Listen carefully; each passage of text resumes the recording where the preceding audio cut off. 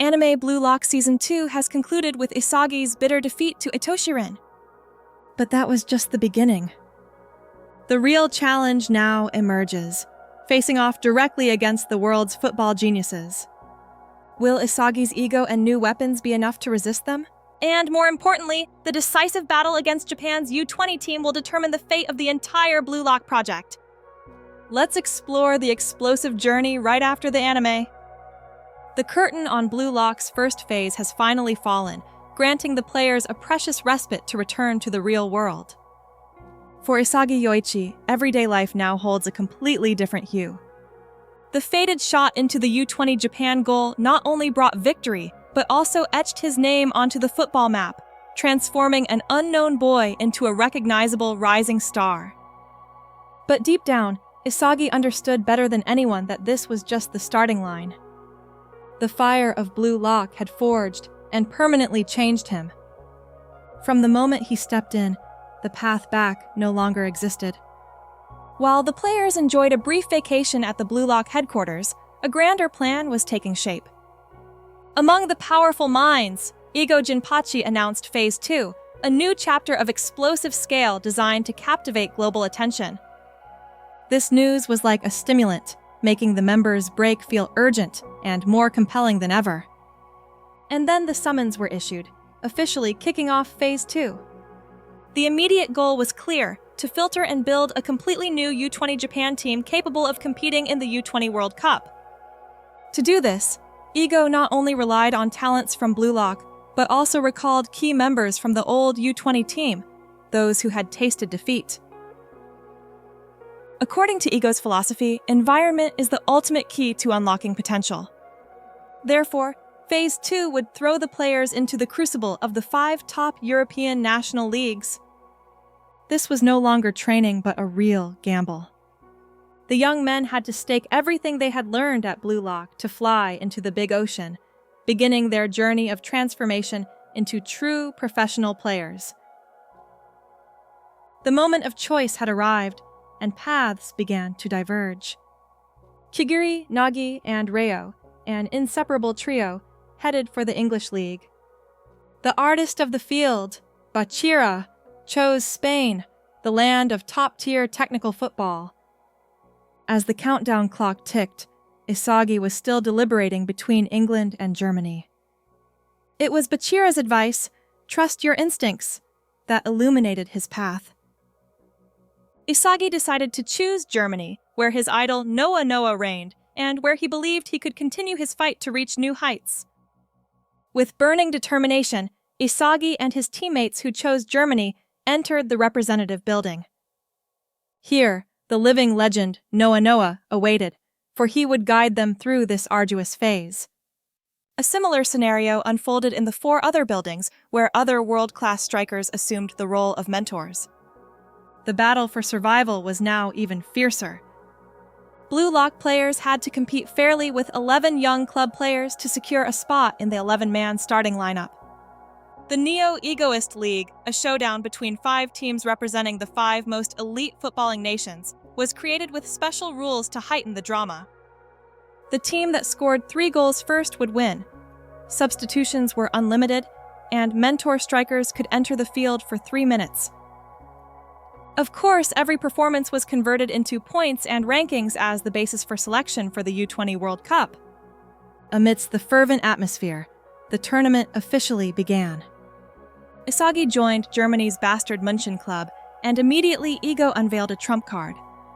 Besides 9 players from Blue Lock, another name appeared, the one who had walked a different path, a secret route for those eliminated. Reborn from the ashes of Wildcard, Kunigami Rensuke returned, but the energetic person he once was had died. Before them stood a monster with an icy face, ready to crush everything to claim his position. Immediately after Igo's briefing, the first test commenced, a brutal series of physical and technical challenges, from sprints and hill climbs to dribbling and shooting. Isagi quickly realized a harsh truth: he had been left behind. The strength of the Bastard München players was incredible, and the only one from Blue Lock who could keep up with them was Kunigami. No one knew what hell he had endured, but the lively, energetic Kunigami had vanished, replaced by a soulless being with only one goal: to stand atop the world. With great difficulty, Isagi managed to reach the final dribbling challenge. As he aimed for the highest score zone to shoot, another ball flew out of nowhere, blocking his attempt. It was a challenging greeting from Michael Kaiser, Bastard München's genius striker and a member of the New World 11, like Itoshi. He was arrogant, disdainful, and regarded Isagi, the one who scored against U20 Japan, as a new toy. Initially, the language barrier prevented them from fully understanding each other's contempt. But thanks to translation earphones sponsored by the Mikage family, every venomous word became clear. The Bastard München members made no secret of their disdain for the Blue Lock group. For them, the only philosophy existing at this club was absolute logic. Only numbers and rankings determined who played. In the recent test, Isagi finished last in 21st place. Only Kunigami, with his outstanding performance, secured 3rd place. This meant a fierce battle for official positions awaited them, with only 10 days left before the first match. Isagi sought out Noa to ask how to defeat Kaiser. But the answer he received was more than just advice. If you want to become number 1 in the world, you don't have to defeat Kaiser. You have to surpass me. A new truth dawned in Isagi's mind. Though 10 short days were not enough for him to break into the starting lineup, he decided to use his time on the bench to observe, analyze, and find his own path. Match day arrived. Bastard München's lineup was almost unchanged, except for one name. Kunigami had earned a starting spot, becoming the main striker alongside Kaiser. Their opponent was FC Barcha from Spain, where Bachira and Otoya had successfully secured starting positions. The kickoff whistle blew, and Bastard München launched the first attack. Maestro Ness launched a clear pass to Grimm on the wing. The striker used his bulldozing strength before crossing the ball to Gesner on the opposite wing. Gesner skillfully drew defenders, then chipped a ball into the box for Kunigami to wall off, creating space for Kaiser. But instead of following the play, Kunigami shielded the ball himself, spun, and unleashed a thunderous right-footed shot, a skill he had never displayed before. Although the shot was saved by the goalkeeper, Kunigami's action said it all. He brushed aside all criticism, determined to walk his own path.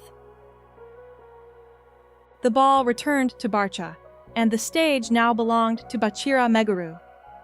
Led by Lavinho, a wild striker born from imagination, Bachira was like a fish in water. The monster within him had found resonance. He danced on the field, dribbling past bastard players with frightening calmness and certainty. Even Kunigami, with his extraordinary reflexes, couldn't keep up. Bachira passed inside. His teammate immediately laid off the ball for Otoya, who was surging up the wing. The ninja delivered a one-touch, impromptu pass with his ankle, returning the ball to Bachira as he entered the penalty area. A soft shot, and Bastard München's net trembled.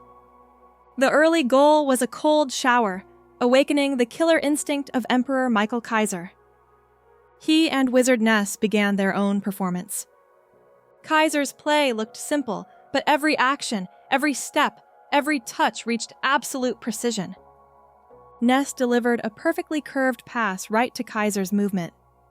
With just a skillful hand gesture, Kaiser blocked the accompanying Bachira, then perfectly controlled the ball to eliminate the last defender. And then he swung his foot, unleashing the Kaiser impact, tearing through the air and burying the ball into the net. According to Noa, it was a shot utilizing the full elasticity of his body, and in terms of leg speed, it was number 1 in the world, even surpassing the legend himself. Witnessing the intensity the young players created on the field, Lavinho decided to use his 3-minute playing right to showcase himself. Noa did the same. He entered the field, substituting Isagi for Kunigami, who was lost on the field. At this moment, Isagi's opportunity arrived sooner than expected. He had 3 minutes to play with his idol, and what comes quickly often brings danger. Immediately, Isagi made a fatal mistake. The moment Noah and Lavinho, two individuals with opposing football philosophies, were clashing on the field, Isagi wanted to intervene and steal the ball to create a 2-on-1 situation. But Lavinho was only waiting for that, turning Isagi into a puppet to block Noah, while he easily bypassed both. Isagi's mistake left Noah behind, and Lavinho easily bypassed all Bastard players, including the goalkeeper, to score into an empty net, making the score 2-1 for Barcha.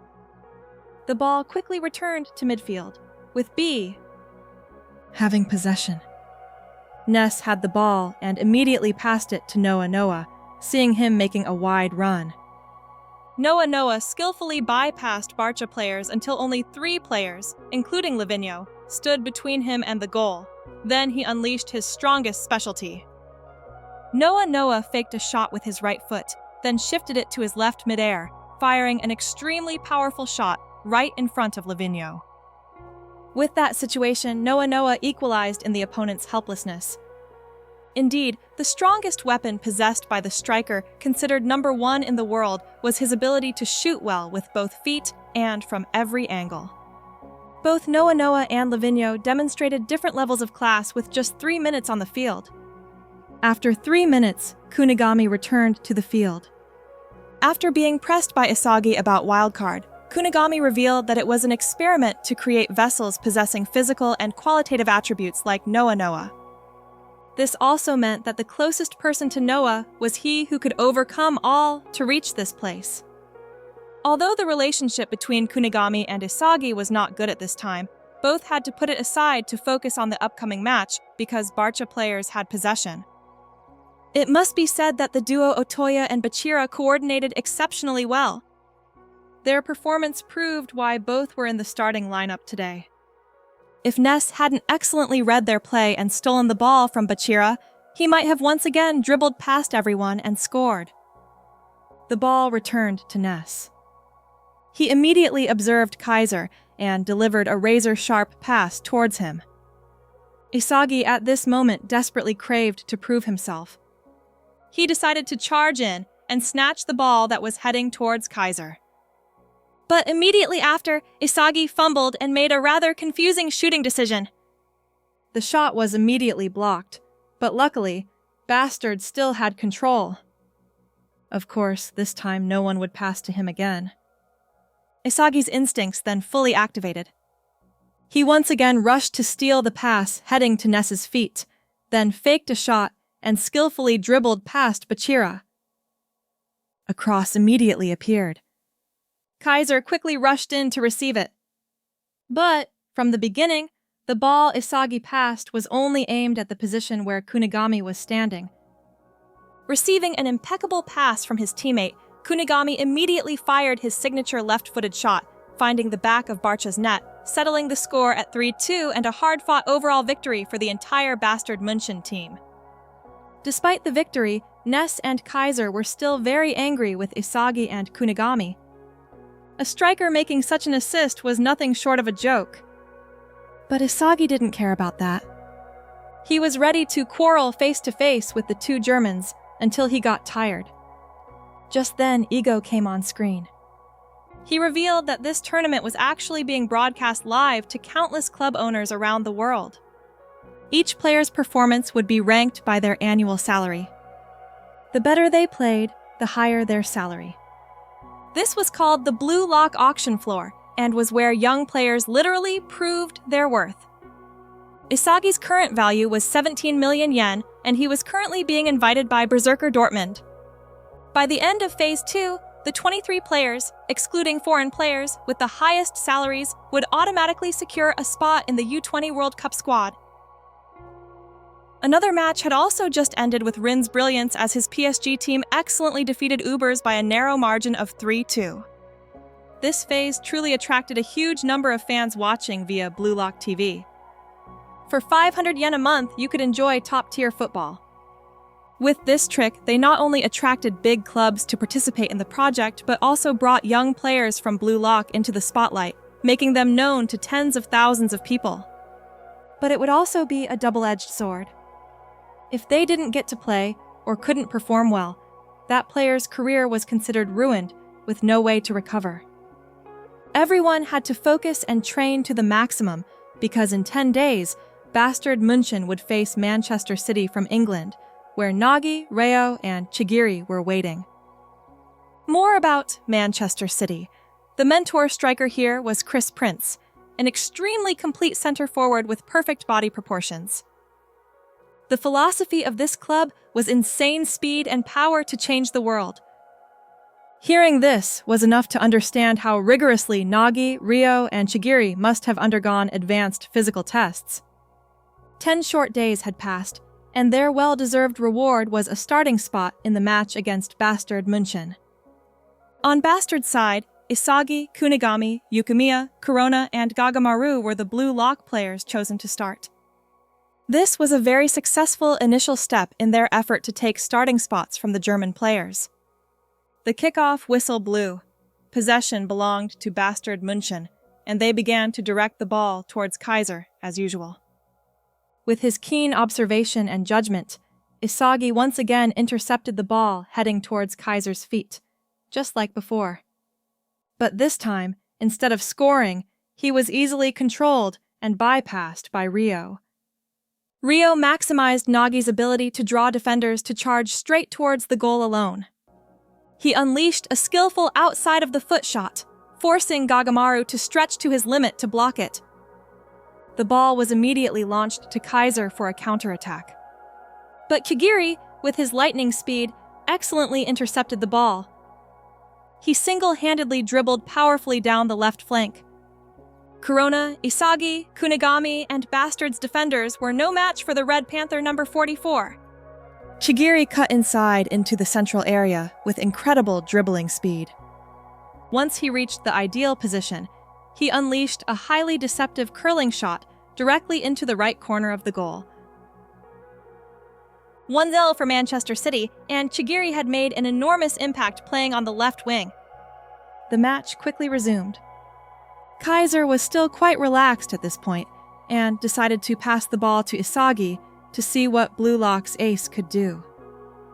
Isagi was the type of player who needed time and space to fully utilize his creativity and observation skills. But with the high-pressing style City was employing, this inadvertently made it extremely difficult for Isagi to play the ball. Fortunately, beside him, he still had Corona, someone who always trusted Isagi absolutely and played alongside him. The two constantly exchanged passes and combined to break through City's defense. Kunigami up front also drew defenders extremely well, creating a wide open space in front for Isagi to run into. Just as Corona's pass was about to put Isagi through on goal, Kaiser appeared out of nowhere and stole it. But he was too complacent, leading to Chigiri clearing the ball right from under his nose. This clearance sent the ball to Rio's feet. Reo immediately passed it up to Nagi, waiting up front. Nagi turned, shielded the ball from two opposing defenders, neatly controlled it, then spun past both of them. In a flash, he surged into the penalty area, played a 1-2 with striker Aji, then volleyed the ball with incredible power. It was a beautiful shot, but unfortunately Yukimiya dove in, using his head to prevent the ball from flying into the goal.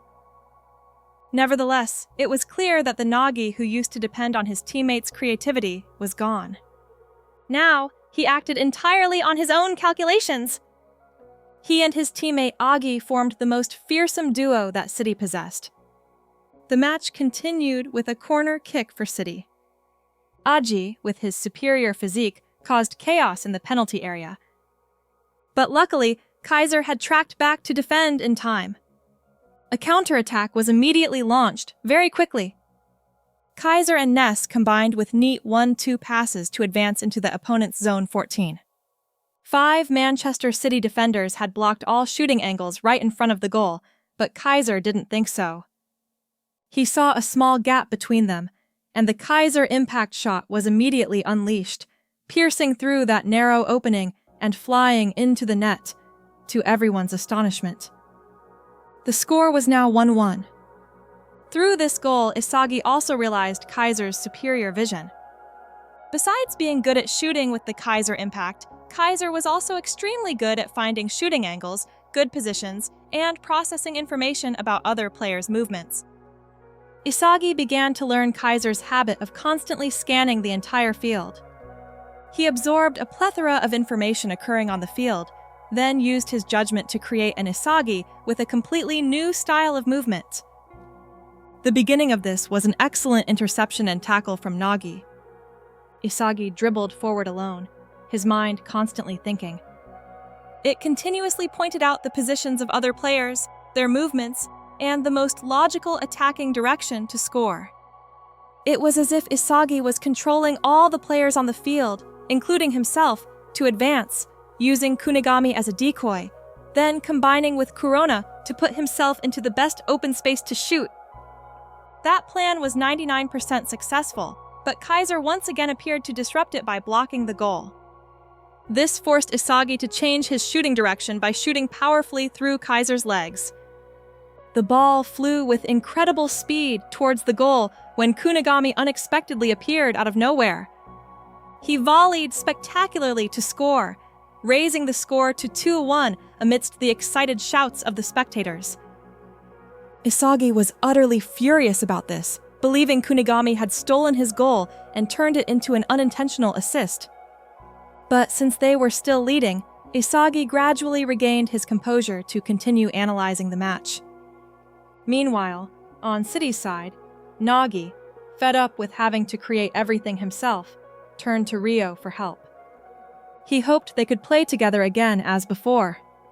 Although Nagi had once abandoned Rio to follow Isagi, deep down, Rio always wanted to be the brain, the arms, and the legs for his friend to score. Nagi, carefree and thoughtless, felt the same way.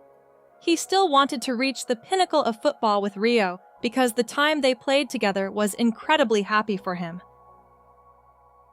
The wall separating the former dynamic duo was now broken. Both began to want to rise together. They created unbelievably coordinated plays. The only two who could read Nagi's plays were Isagi and Kaiser. But even if they could predict it, stopping it was a completely different matter. Rio still managed to cross the ball into the penalty area perfectly for Nagi. He calmly faked a volley 5 consecutive times in the air to completely eliminate Isagi and Kaiser's marking. Then he shot powerfully into Bastard's net, equalizing the score at 2-2. The crowd erupted in emotion, but Agi wasn't happy because their goal was to stimulate Nagi's development so he could create and score on his own. But now he was relying on Rio again. For Nagi personally, that goal brought him ultimate satisfaction because of the victory over Isagi, the person he always wanted to defeat in Blue Lock. But the problem arose within Nagi's psychology. Because until now, his only goal had been to defeat Isagi. Now that he had achieved it, what should he do next? This was something Nagi himself didn't know, so no one could determine it. Mentor striker Chris Prince on City's side also decided to enter the field to secure the victory. Noah didn't miss this battle either. He entered the field and would play as a defensive midfielder to closely mark Chris Prince. Bastard had possession. Kaiser had the ball and was immediately provoked by Chris. He played a one-on-one duel with him. But no matter what he tried, he couldn't get past City's striker. As the ball lingered in dispute, both Rio and Noah quickly rushed in to steal it. But Rio was the one who won. He immediately passed the ball to Chigiri, allowing the Red Panther to accelerate past a series of Bastard players and advance to his favorite spot to shoot. But luckily for Gagamaru's goal, Yukimiya had tracked back in time, blocking Chigiri's favorite shooting angle. However, the incredible dribbling speed of number 44 still eliminated Yukimiya, opening up a clear shooting angle, but Kaiser intercepted it, putting Chigiri in a very difficult situation. Seeing Chris Prince open, he immediately passed to him to handle. The difficulty now was that he was facing Noah, who was marking him extremely tightly. All shooting angles were blocked, so Chris decided to execute a lob shot from quite a distance. The ball lingered in the air, heading towards the goal, confusing Gagamaru, who didn't know if it would fall to the right or left. It seemed Bastard was about to concede, but unexpectedly, Isagi sprinted back to the goal to clear the ball right on the goal line, saving Bastard from an almost certain goal. His superior vision had helped him predict the imminent danger to the goal, prompting him to gamble and rush to that position to block the ball. Thanks to Isagi's brilliant clearance, Bastard immediately launched a counterattack originating from Corona's feet. Once again, Isagi ran into the vast open space in front, preparing to receive a pass from Corona. But this time, Yukimiya appeared out of nowhere, stealing the ball right from Isagi's feet to create his own opportunity. To add, Yukimiya was suffering from a severe eye condition where his eyesight would significantly decrease with intense physical activity. Yukimiya knew his time was running out, and this ball situation would determine his entire future, so he decided not to pass to anyone. Yukimiya single-handedly dribbled past 6 City players until only 2 defenders stood in his way. Then he unleashed a 0 shot. The shot had a sudden change in its trajectory, completely baffling the opposing goalkeeper. It seemed a goal was imminent when Chris Prince, from the other half of the field, surprisingly sprinted back like a beast, coldly denying Yukimiya's goal with a block right on the goal line. He saved City from an almost certain goal. Yukimiya was incredibly disappointed. But once again, he refused to cooperate with Isagi, trusting too much in himself. This was such a stubborn mindset that even Ego, watching, couldn't accept it. Isagi was furious, but when he calmly considered the matter, he realized that Yukimiya harbored a protagonist complex, a feeling that Ryo also possessed, and it had propelled him to an entirely new level in the match. When he realized this, Isagi applied the protagonist complex to himself, boldly controlling all the players like pawns on the field. The protagonist complex combined with his superior vision, reading the flow of the match, made Blue Lock's ace seem to know all current and upcoming movements of everyone. Seeing an Isagi transforming into a monster, Noa also rushed to help. He, Isagai, and Corona formed a trio, combining to advance close to City's penalty area without encountering any obstacles from the opponent. But his biggest obstacle came from those wearing the same jersey. Yukimiya rushed to steal the ball heading towards Isagi. However, this was within Isagi's predictions. Isagi abruptly changed direction, turning Yukimiya into a shield to block the defender, while he himself surged into the penalty area comfortably. Chris Prince once again rushed back like a beast to defend. But Noa appeared, directly challenging Chris, creating a wide open space for Corona to cross inside to Isagi. An open goal lay before him for a direct shot. But Kaiser suddenly appeared out of nowhere to block it. For Isagi, this was once again part of his plan. He unexpectedly backheeled to pass back to the second line, where Yukimiya was standing stunned from before. Already mentally broken from being a pawn in Isagi's hands, but when the gifted opportunity arose, Yukimiya excellently shot into City's net with a super-spinning, bouncing shot, bringing a breathtaking 3-2 victory for the entire Bastard München team. Kaiser and Ness were furious beyond words. Isagi was the heart, the soul, and a true manipulator on the football field, a person who would rise to challenge the Kaiser-dependent football that the entire team had always played. As for Yukimiya, he apologized to Isagi and received a similar apology from him. They shook hands as if to reconcile everything and usher in a new era for the Blue Lock generation in this German team. The upcoming 10-day break was extremely important for Isagi to recover his overworked brain because his next opponent would be Ubers from Italy, where the monster Baro was running rampant with a terrifying total salary of 100 million yen. The entire team trained very diligently, each with their own emotions. But everyone aimed to go further to secure a spot in the U20 World Cup finals. Time flew by, and the match against Ubers finally arrived. Bastard's starting lineup was almost unchanged, except that Raichi was playing for the first time as a defensive midfielder. The simple reason for this was that Noah needed his one-on-one tackling ability to strengthen the midfield. As for the opposing team's starting lineup, Baro obviously led the attack. Their renowned solid defense would be handled by the quartet of Aryu, Aiku, Nico, and Lorenzo, one team with an incredibly powerful attack and the other with a strong defense. The kickoff whistle for two different football philosophies sounded amidst the excitement of all the spectators. Bastard started with the ball. Ness, as usual, passed to Kaiser. But this time, he didn't receive a return pass from his teammate. Instead, he actively jumped up to lay off the ball for Grimm, who was surging from behind. Ness immediately charged into the penalty area, drawing two opposing defenders, allowing Rom to cross the ball inside for Kaiser to shoot.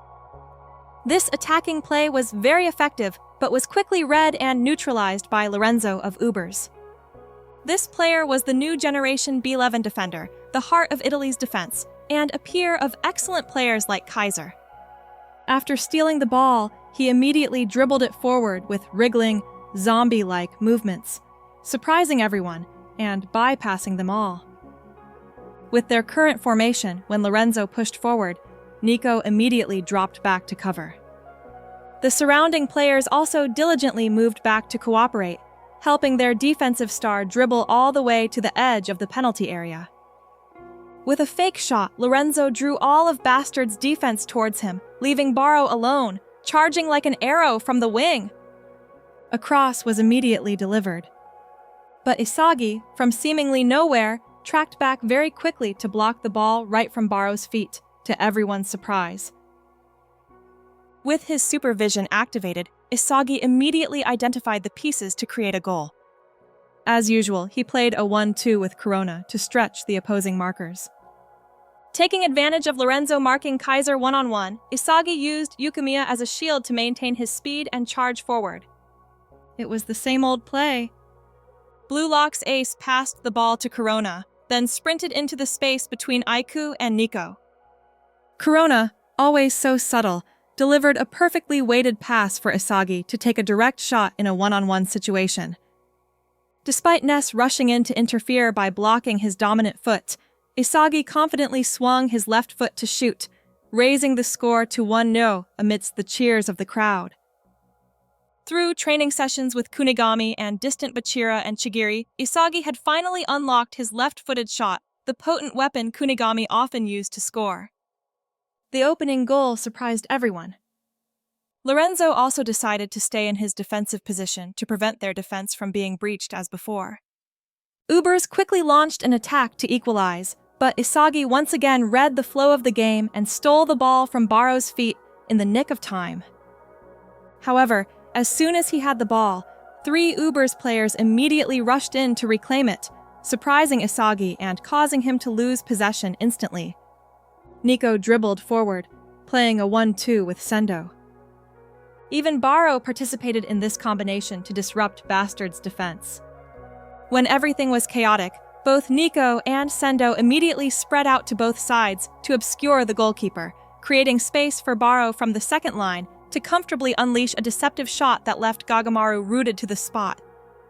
The score was 1-1, and Ubers had earned a deserved reward for diligently serving their king in attack. The stubborn Baro of yesteryear had finally clearly evolved. This was largely thanks to mentor striker Snuffy, who had achieved countless accomplishments and was a tactical master with countless effective plays. He had made Baro empathize with his sincerity that football was a profession and that he should follow him to become a successor striker, even better than Snuffy himself. Now that Baro had evolved and the Ubers team was operating with an extremely tight strategy, Bastard was in a difficult position, unable to find a way out. On the defensive front, Lorenzo and Aryu easily neutralized Kaiser and Ness. Meanwhile, Nico, with superior vision much like Isagi, also excelled at blocking every attacking move that Blue Lock's ace was trying to create. The game situation on the field was easily understandable. One side was 11 players united as a single entity, while the other was divided into 2 attacking halves and even fought over the ball among themselves.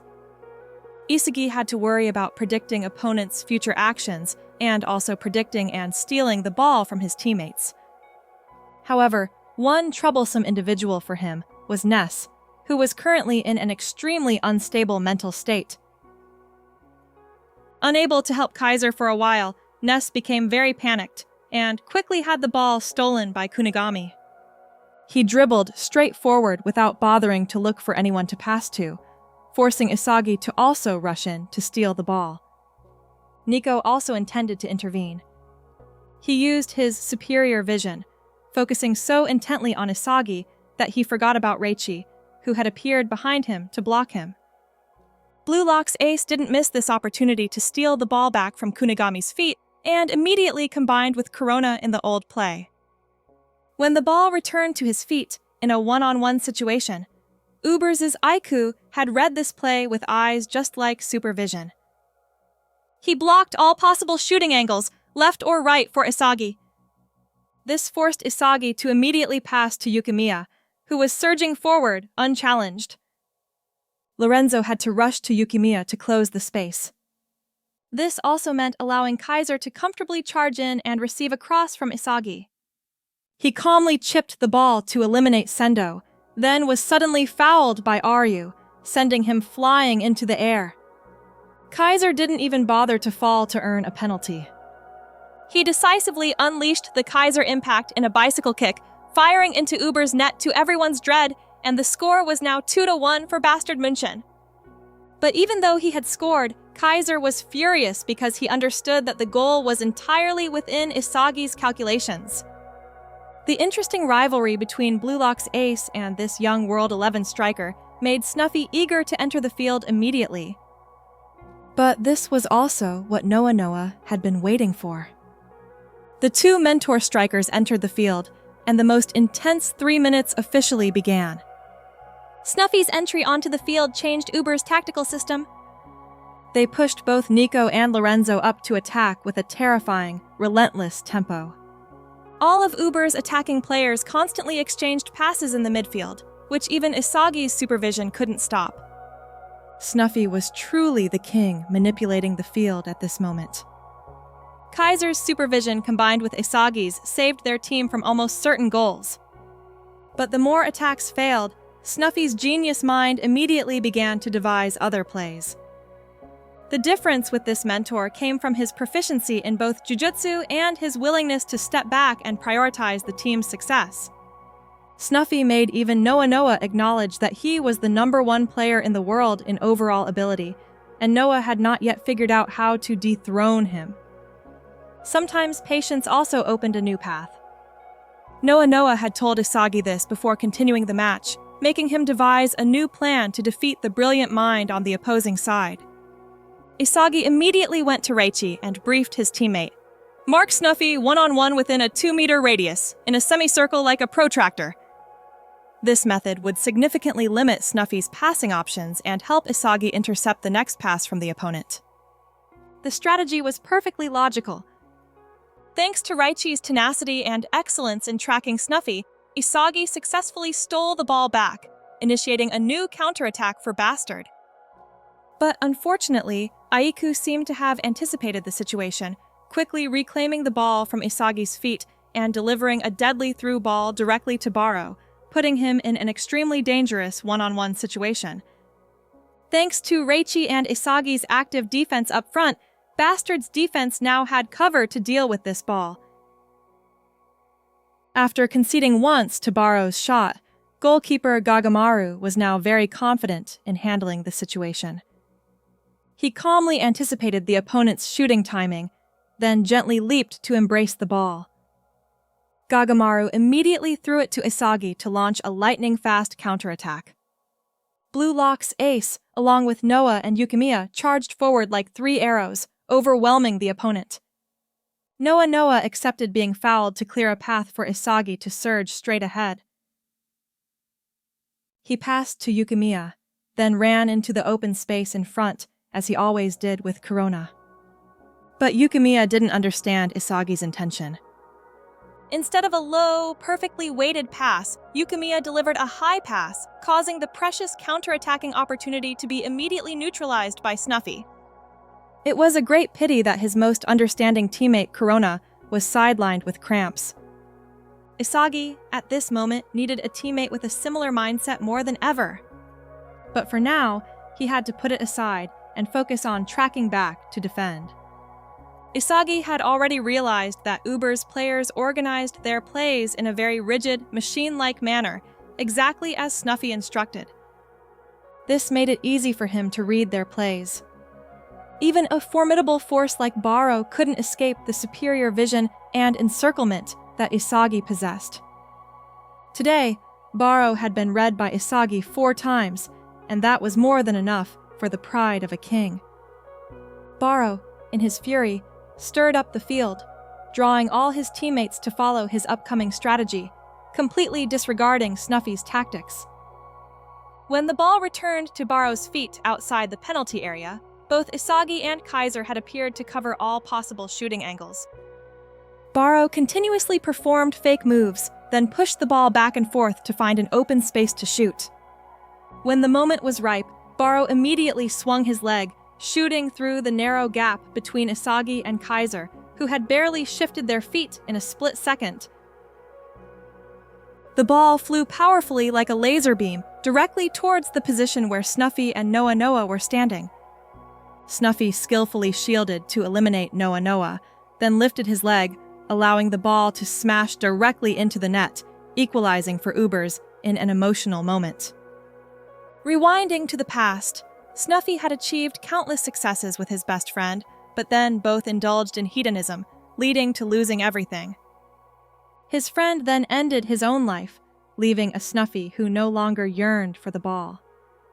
But now, witnessing a fierce and powerful Baro, Snuffy no longer wanted to retire. His passion for the round ball had returned. Back to the action on the field, the 3 minutes for the 2 mentor strikers had expired, and they had to quickly leave the field for the match to continue. Corona was still unable to play, so Isagi boldly nominated Hiyori, a player he believed could make a difference and bring victory. Noa clearly could not accept Hiyori because his training results were not as good as other members.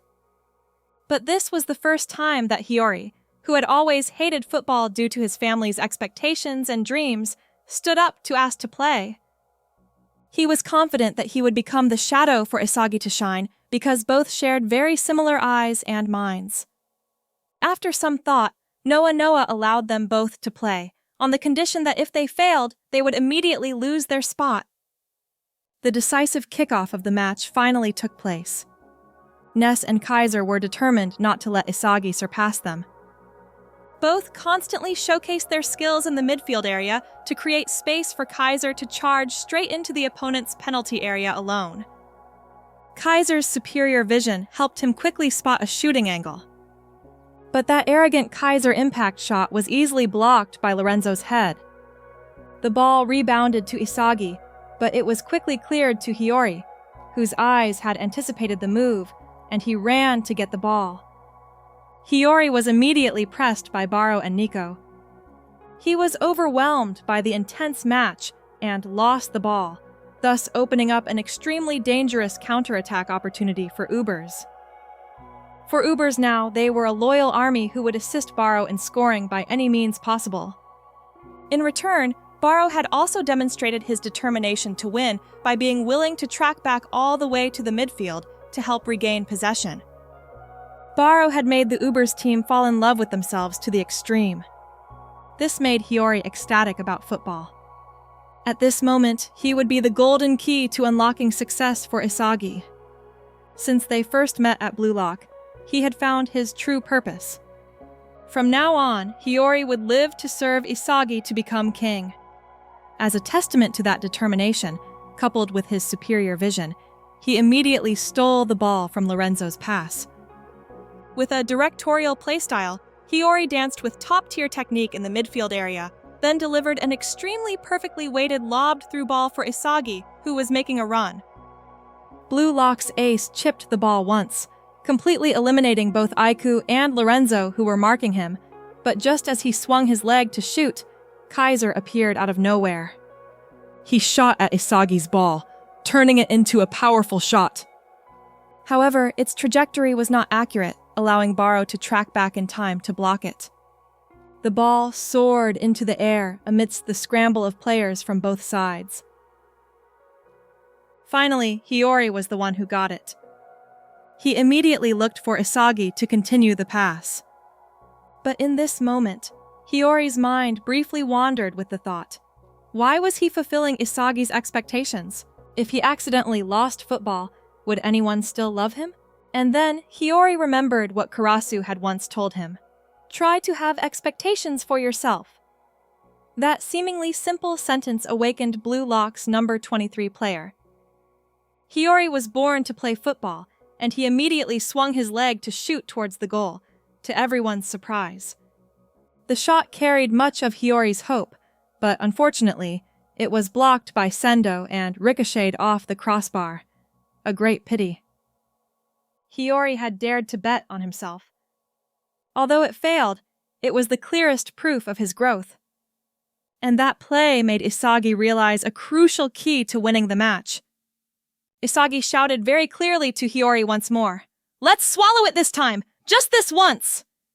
Hiyori decided to fight to the end, aiming for the dream that Isagi pursued day and night. The ball returned to Hiyori's feet after a heroic defensive effort by his teammates. For the first time, the number 23 player's movements were unusually fluid. He constantly used his individual technique to skillfully dribble past opponents, then played continuous 1-2 passes with Isagi and Yukimiya until they reached Uber's end of the field. Hiyori still held the ball, but Isagi didn't make a run. Everyone thought Hiyori would shoot himself, so they immediately rushed to stop him, but everyone had been fooled. With 2 feints, eliminating Nico and Lorenzo, Hiyori delivered a lobbed-through ball. Isagi unexpectedly surged forward to shoot, finding the back of Uber's net, to everyone's astonishment. No one would have guessed that the duo, who didn't even look at each other during this play, understood each other so well. 2 minds and 2 pairs of eyes with superior vision successfully brought Bastard München a breathtaking and emotional victory. This golden goal also made Hiyori abandon his early retirement. From now on, he would live focused on himself to use this playing style to create a world-class striker. Back to Isagi, he had climbed to 2nd place in the overall rankings, only losing to Rin. The recent victory divided Bastard's internal dynamics into 2 halves. On one side was Isagi's group, full of enthusiasm and excitement, while on the other were Kaiser and Ness, enduring the most terrible days as Isagi surpassed them. The intensity of the tournament made the final match between Bastard München and PSG for the championship more exciting than ever. PSG's strategy was interesting. When Rin played, Shidou sat out, and vice versa. Both also had separate systems serving them whenever they appeared on the field. But today, to welcome Bastard München, PSG used both Rin and Shidou simultaneously. Besides those 2 attacking threats, they also possessed Charles, the youngest player in the tournament, and also endowed with superior vision. As for Bastard München, Hiyori continued to be used in place of Corona after his good performance. Yukimiya sat on the bench, while Corona started, and other positions remained unchanged. After a few minutes of waiting, the most anticipated match began with possession belonging to Bastard. Players from both sides immediately engaged in fierce contention. Control of the game returned to PSG. The focal point of the attack was Charles, who easily escaped Reichi's marking to receive the ball. Fortunately, Isagi quickly appeared in time to avert the danger. The match remained very intense. The ball was now at Ness's feet. Taking advantage of Isagi still being in defense, Ness, along with Grimm and Kaiser, immediately formed a 3-man triangular combination for a lightning-fast counterattack. Kaiser did very well in dribbling to open up a shooting angle, attempting the Kaiser impact, but Rin easily blocked it with a powerful tackle from behind. A counterattack for PSG. Rin easily bypassed Bastard's defenders to combine with Nanase and Tokumitsu, advancing close to the penalty area. Nanase, with his solid physique, excelled at shielding and drawing defenders to pass to Rin, who was in an open position, preparing to shoot. But Isagi and Kaiser had tracked back in time to block. Once again, Sei's younger brother proved why he was Blue Lock's top player. With one hand, he lifted Isagi, while below, he leaped out of Kaiser's reach to unleash an incredibly powerful shot in midair. This ridiculously illogical finishing situation was luckily blocked by Hiyori. Otherwise, Bastard would surely have conceded.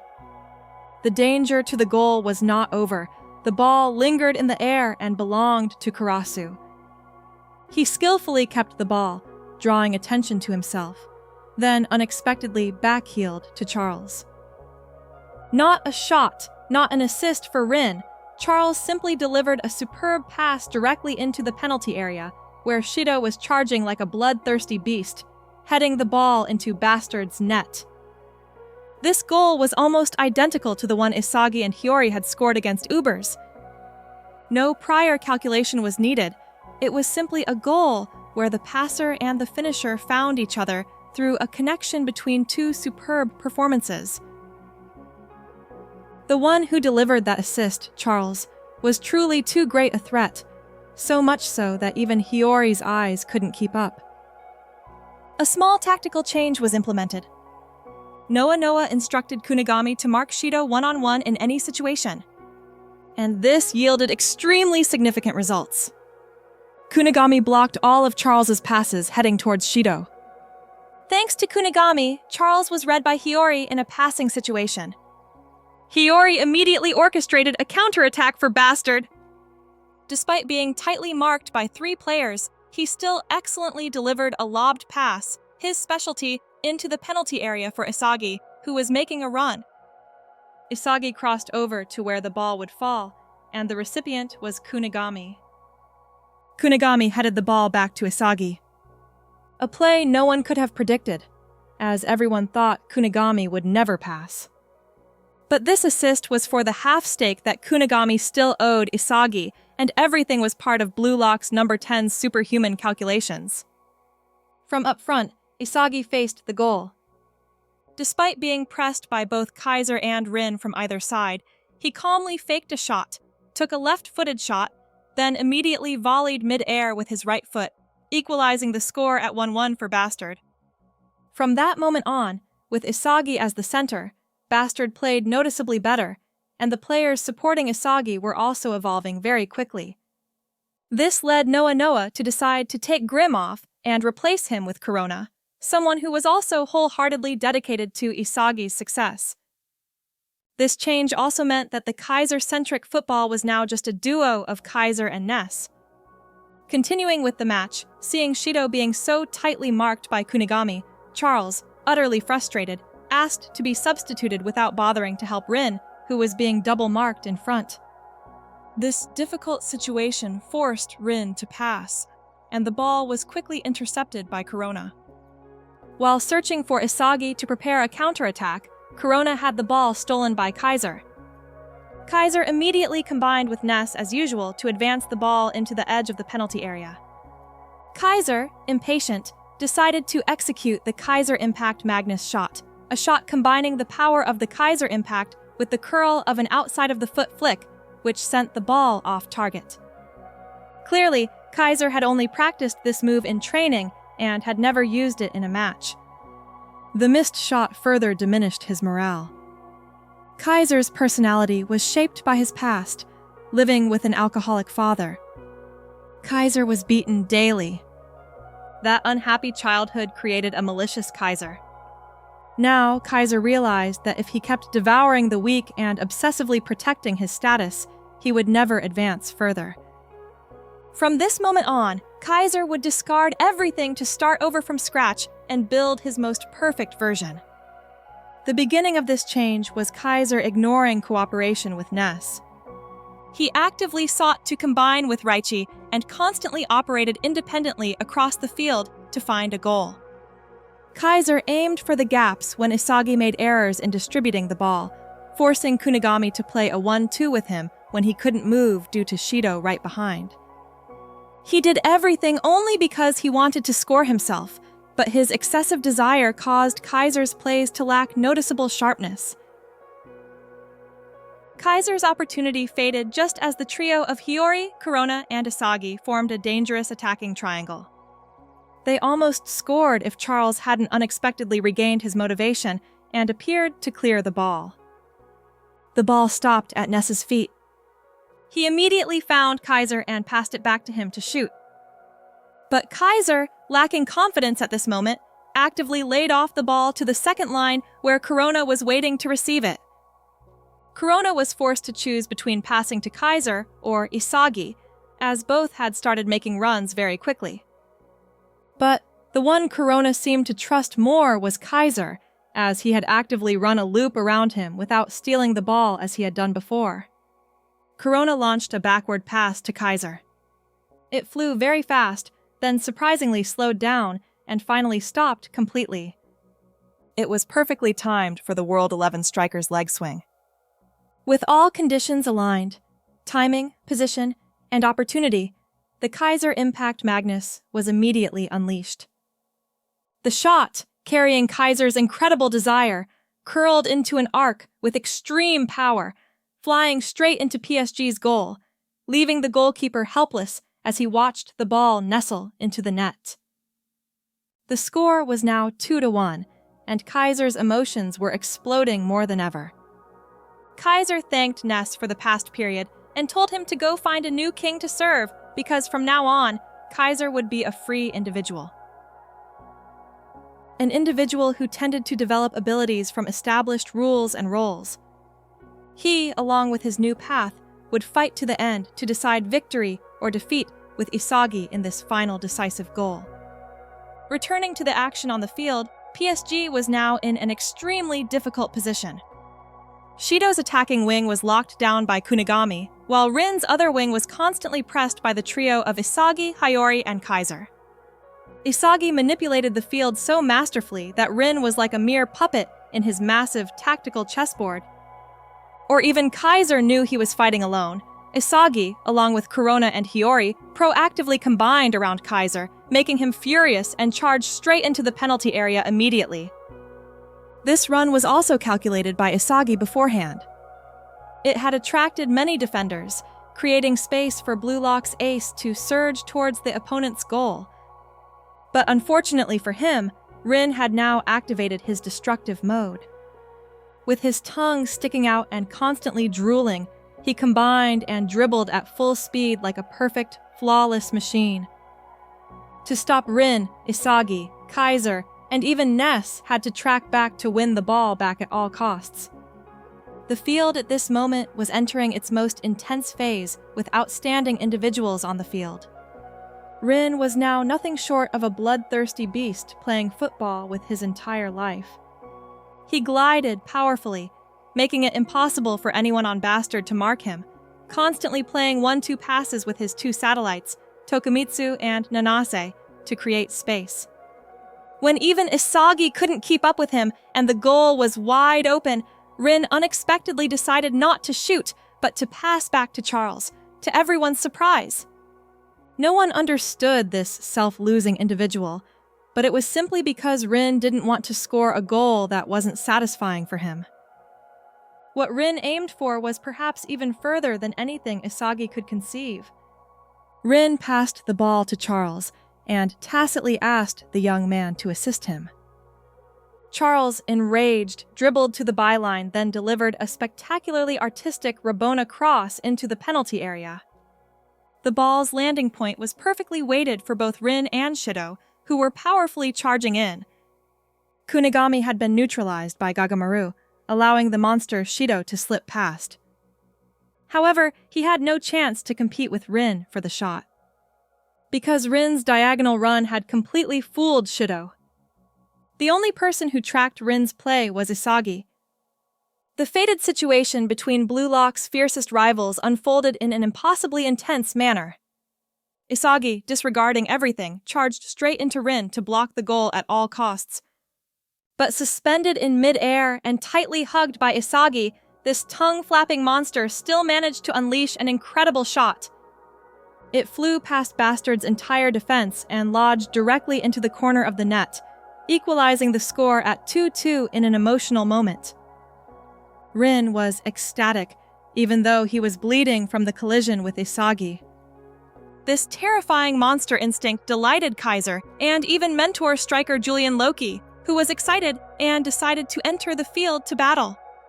On Bastard's side, Isagi predicted all ball situations but could not stop Shidou's acceleration to escape and Rin's incredible shot. He was determined to put everything he had into this decisive goal to defeat his arch-rival once and for all. Noa also entered the fray. He even substituted Igaguri into his team to create immense pressure on the opponent.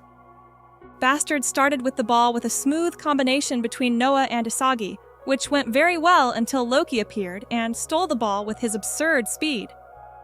This speed was like a flash of light, moving so quickly that no one could keep up. Loki single-handedly dribbled past a series of Bastard players, then passed to Rin in a very open position, but the hero Igaguri appeared just in time. He jumped in to challenge Rin, then flopped, causing the referee to blow a foul on Rin. This was an extremely effective tactic to neutralize the bloodthirsty monster rampaging on the field. At this moment, possession returned to Bastard. Noa used Isagi as a decoy to play a very smooth 1-2 with Kaiser. Only then did Isagi realize that Noa was so attentive to him in order to use him as a launchpad for Kaiser's continuous development. His true purpose, in the end, was only to help Kaiser become more perfect and compete with himself, to help the name Noa become even stronger. Isagi was incredibly annoyed when he realized this, but at this moment, he helplessly watched Noa and Kaiser combine to advance close to the penalty area. PSG's defense had no choice but to foul Noa, opening up an extremely favorable free-kick opportunity for Kaiser with his Kaiser impact shot. A powerful in-step-out-step curling shot made the ball curl directly into the left corner of the goal, to the goalkeeper's utter surprise. While everyone had already thought of a goal for Bastard, Loki, with his terrifying speed, sprinted straight into the goal to clear the ball right on the goal line in a flash. Possession belonged to PSG, and they launched a counterattack where no one could mark Rin until Igaguri appeared. He once again made the monster on the other side lose his composure and foul him, directly preventing an extremely dangerous counterattack. The ball returned to Bastard. But Isagi was currently burdened by matters outside the match. After some thought, Isagi truly woke up to continue fighting. He no longer held enmity towards Rin, no longer harbored murderous intent towards Kaiser, and no longer admired Noa. Isagi would discard everything to evolve to a new level. He seemed to sell his soul and became a completely different person. He used Kaiser to block Rin's shot, even willing to declare war on both Loki and Noa on the field. And Isagi in his fiercest fighting state was born, and he was beginning to invite Kaiser to cooperate with him in this final goal. The first handshake between them initiated a battle, combined with the strongest prodigies who had ever appeared. This transformed Bastard into a team that played incredibly well with short passes, something they had never achieved since the beginning of this phase. Soon enough, the ball reached Isagi's feet for him to face the goal. The two-footed volley in mid-air was immediately fired, but was blocked by a diving Karasu. The ball continued to bounce to Kaiser. The Kaiser Impact Magnus was unleashed, but was once again blocked by Charles. Kaiser and Isagi's cooperation also excited Shidou, who proactively combined with Rin to aim for victory. The synergy of superior individuals turned both Bastard and PSG into two of the strongest united forces. The field was a battlefield only for those who deserved it. Therefore, when the trick of marking Rin was read, Igaguri helplessly left the field because all his other skills were insufficient. Despite begging to stay, Noa's answer was still no. This meant that Igaguri's football career also ended here. Yukimiya was chosen as a substitute, and Bastard now had 7 Blue Lock players in the starting lineup. A powerful attacking triangle of Yukimiya, Kaiser, and Isagi was immediately formed to penetrate PSG's defense. With the team currently cooperating so well, Yukimiya's breakthrough ability was like a fish in water. He used both Kaiser and Isagi as walls to surge forward and shoot himself. Although the shot was blocked by Charles, it luckily rebounded to where Isagi was standing. Without much time to think, Isagi immediately passed the ball to Ness for him to play a 1-2 back to Isagi's run. But Ness, after receiving the ball, fumbled, looking for Kaiser to pass to, and immediately lost possession in a flash. In the end, Ness only played football because he wanted Kaiser to be king, and that mindset was now out of place on a battlefield where everyone fought for themselves.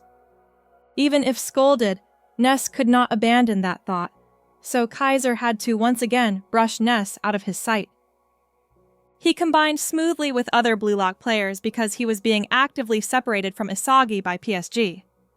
Though 2 people, sharing one mind, Kaiser always knew where Isagi was to deliver an extremely accurate Kaiser impact cross-magnum pass.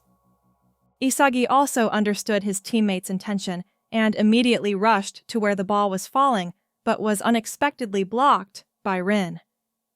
Rin had memorized all of Isagi's movements and techniques to stick closely to him, controlling him within a 4-meter radius. The recent clearance was an example, and it opened up an extremely dangerous counterattack for PSG. Charles immediately launched the ball up front to quickly circulate it to the forward line. But at this moment, Rin was closely marking Isagi, and Shidou was tightly constrained by Kunigami, reducing the danger to Gagamaru's goal. Charles regained possession and delivered a devilish pass to Shidou. He passed to Rin, hoping Rin would pass back to him for a combination. However, the bloodthirsty monster still decided to surge forward to shoot himself, bypassing Isagi and then deliberately colliding with Kaiser to get into a shooting position. But Kaiser had lived a harsh life of fighting since childhood, so this collision was nothing to him. The World 11 striker, while shielding Rin, spun in midair to clear the ball right from under the PSG striker's nose, which excited even Isagi. The ball counterattacked for Bastard, and Yukimiya was the one to initiate it. He excellently dribbled past a series of opposing players, then passed to an open Hiyori. The number 20 director showcased a series of his skills to bypass Karasu, then delivered an over-the-top pass to Kaiser to shoot. But unfortunately, that plan was tightly blocked by Shidou, who tracked back to defend. The ball headed towards Charles, but Kunigami used all his strength to head the ball away, preventing PSG from having any counter-attacking opportunity. The ball was slowly falling into the contested area of the duo Isagi and Rin. But this pair stuck too closely together, meaning Ness was the one to touch the ball first. A little about Alexis Ness. Ness was a boy fascinated by magic in a scientific family. Football was the magic of his life, and Kaiser was a very special person who had pulled him out of the quagmire of failure in his early days with the team. Now, Ness decided not to look for Kaiser to pass to anymore. He would perform his own magic with an extremely curling drop-point pass directly into the penalty area, hoping Kaiser would understand and surge in to shoot. But in the end, the only one who understood Ness's awakening at this moment was Isagi. Blue Lock's brilliant prodigy charged in without thinking, following Ness's pass, and shot into PSG's net, to everyone's astonishment. Kaiser and Rin both failed against Isagi's incredibly quick adaptability. For Kaiser personally, by not trusting Ness, he froze in the final play, creating an opportunity for Isagi to score the decisive goal. This bitter defeat left a huge wound in Kaiser. Isagi and Rin were now officially Blue Lock's top 2, valued at 240 million. Other positions in the top 23 belong to familiar names, but among the eliminated players, besides Tokumitsu and the all-too-familiar Igaguri, Nagi's name surprisingly appeared, ranked 24th, having scored only 1 goal. Nagi's talent had truly withered due to his satisfaction with defeating Isagi in one play. Even if Rio tried to spoon-feed Nagi the ball, his hesitation and carelessness in shooting or combining had turned the talented Nagi of yesteryear into a withered tree, nothing more. Nagi was afraid to face opponents, relying too much on Rio, also because he had already achieved his two biggest desires, playing football with Rio and defeating Isagi. His biggest regret now was perhaps no longer being able to play alongside Rio. Goodbye, Rio. From now on, become the world's #1 alone. Nagi walked away amidst Rio's unending tears. Nagi, don't give up football! Isagi's regretful shout also officially concluded Blue Lock's Phase 2, as everyone looked forward to the highly anticipated U20 World Cup. But before that, there would be a small break for the players. Then, Nagi Seishiro returned to a mundane, boring, ordinary life at high school. Although surrounded by friends who cheered him like a hero after his Blue Lock performance, Nagi remained cold and distant. He firmly declared to everyone that his football journey was over, dismissing all questions about a professional future or his former teammate Rio. But the ordinary life he once craved now felt strangely empty. Nagi tried to find joy in his favorite video games on the rooftop, but only loneliness remained. Memories of his first encounter with Rio suddenly flooded back on the familiar staircase. The most painful highlight was when he saw a giant Blue Lock billboard with Isagi as the center alongside Rin and Shidou. The image of his former rivals reaching out to the world was a bitter reminder of what he had lost. The next day, the emptiness turned into torment. The sound of a ball from the schoolyard echoing into the classroom was no longer just noise, but a knife twisting deeper into his pain. Finally, sitting alone in the classroom, memories of explosive moments, of fierce matches at Blue Lock, flooded back uncontrollably. Nagi collapsed, tears of regret beginning to fall. He realized he had been wrong, that the ultimate excitement of living wholeheartedly for football was irreplaceable. He yearned to return, to once again burn brightly on the field, but it all seemed too late. Afterwards, in his luxurious office, the president of the Japan Football Association, Barasuta, was immersed in ecstatic joy. His laughter echoed through the room, a hoarse sound of satisfied greed. The Blue Lock project, which he had fiercely opposed and tried to suppress, had now become a golden goose, bringing in huge profits. The numbers dancing on the screen made his narrow eyes glow. Whether Japan would win the World Cup or produce the world's #1 striker, he couldn't care less. For Barasuta, football was merely a business tool, and Blue Lock was the most successful product he had ever had. The intensity of the Neo Egoist League not only brought money, but also attracted FIFA's attention, opening up a golden opportunity to earn even more. However, his joy was quickly interrupted by shocking news. Ego Jinpachi had removed Nagi Seishiro from the final list of 23 players. Barasuta couldn't believe it. Nagi, with his innate talent and immense media appeal, was his mobile money-making machine. Allowing such a valuable asset to disappear was unacceptable. He stormed to the Blue Lock complex, demanding to see Ego immediately. Ego, with his perpetually disgusted expression when facing this money-grubbing Barasuta, reluctantly met him. What do you want? Say it quickly and leave, Ego coldly said, barely concealing his contempt. Barasuta, in stark contrast, approached with a fake smile, sweetly calling him Ego-kun. Thank you for what Blue Lock has brought, he said. But the charade didn't last long. He pointed directly at the screen, replaying Nagi's genius moments, and roared, Why did you cut him? Don't you know he's Nagi? He's my golden goose! He argued that Nagi's talent was undeniable, that his goals were works of art, and demanded that Ego discard those ridiculous rankings and bring Nagi back. Ego's answer, of course, was a resounding no. For him, everything was over. Barasuta, furious, even brought up public pressure, pointing out that fans were regretful and angry. But Ego was not easily swayed. His sole objective since the project began was to create a super striker, an absolute egoist who could lead Japan to a World Cup victory. He had no time to mourn a fading talent due to lack of goals and motivation. This stage was only for those who were constantly evolving, for green shoots reaching for the sky every day. At Blue Lock, Ego was the law, the will, the god who controlled everything. Their confrontation was interrupted by a press conference hosted by Henri. She confidently announced to the media that Japan would host this U20 World Cup, a record-breaking tournament with 64 participating nations, bringing together all the world's most talented young players, Loki from France, Kaiser from Germany, and other formidable forces from England, Italy, Spain. Henri affirmed that the Blue Lock squad was not afraid and would fight to bring home a sweet victory. In the office, Burasuda had not given up.